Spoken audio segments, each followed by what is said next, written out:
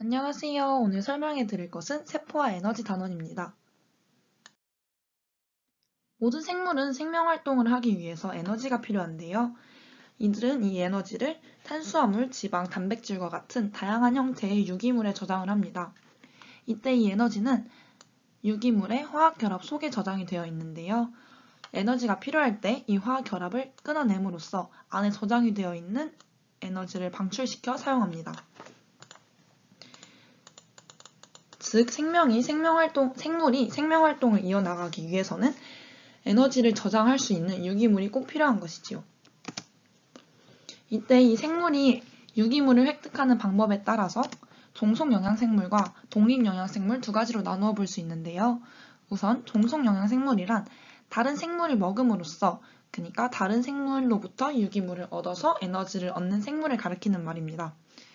여기에는 식물로부터 유기물을 얻는 초식동물과 다른 동물로부터 유기물을 얻는 육식동물, 곰팡이, 버섯과 같은 균류, 그리고 대부분의 세균이 이 종속영양생물에 해당됩니다. 그 다음으로 독립영양생물은요, 스스로 유기물을 합성을 할 수 있는, 그러니까 스스로 유기물을 합성을 해서 에너지를 얻는 생물을 가리키는 말입니다. 여기에는 식물과 광합성 세균, 조류와 같이 스스로 광합성을 할 수 있는 생물이 해당됩니다.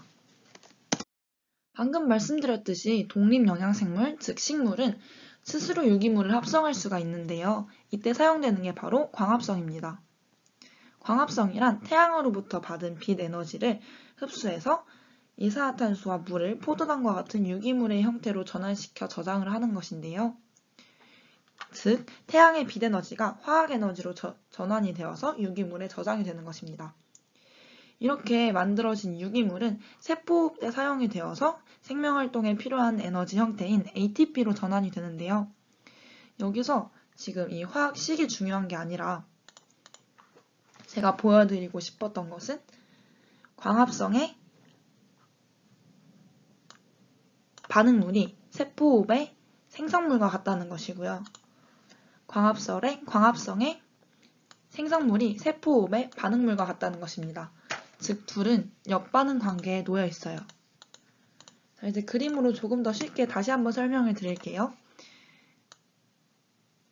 태양의 빛 에너지가 광합성을 통해서 화학에너지 형태, 즉 포도당으로 전환이 되면은 이 포도당이, 즉 광합성의 생성물이 세포호흡을 통해서 다시 분해가 되어서 생명활동에 필요한 에너지인 ATP로 전환이 되어 사용이 됩니다. 그렇다면 지금까지 설명해드렸던 ATP란 무엇일까요? ATP는 에너지 형태의 한 종류인데요. 이는 생명활동에 직접 사용이 될 수 있는 형태의 에너지원입니다. 이렇게 ATP의 에너지를 저장을 해놨다가 에너지가 필요한 순간이 오면은 이를 분해를 해서 생명활동에 사용을 하는 것입니다.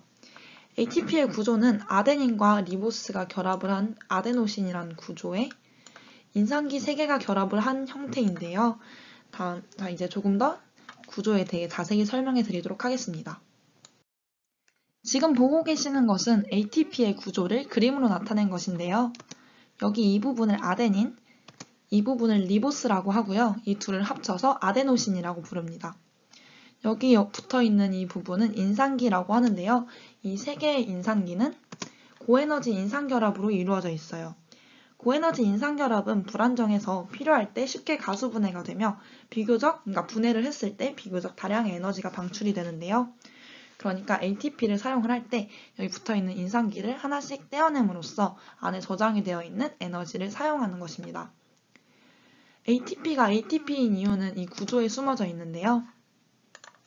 우선 인산기를 영어로 포스페이트라고 불러요.